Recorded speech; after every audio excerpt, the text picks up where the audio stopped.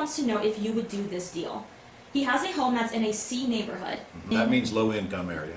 With an ARV of 175,000, owes 182,000. Okay. Carpet and paint needed.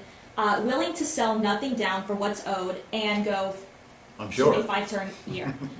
Payment is 1,189. So Okay. Cameron is worried about the resale and option deposit. All right, well, here's what I'd probably do with that one, Cameron. I'd go ahead and get it under contract for what they owe on it, and then I'd put it into the market. I'd get somebody to bring you $10,000 and just to sign them the contract would be the easiest way and get out of it. Seller must understand the loan's going to stay in their name. They already do because they'd have to come to closing with a check. I really doubt that it's only worth 175. I think you're probably not reading your comps correctly. I don't know how old the loan is, but I don't really believe it would have a 182 loan on it in this day and age if it was only worth 175. I'd sell it as is, of course. There's no way you're going to put any money into this house, so you advertise it on a work for equity as is, no bank qualifying, and I'd probably just advertise it for 192 and $10,000 down, and now when you get calls, they'll know the routine.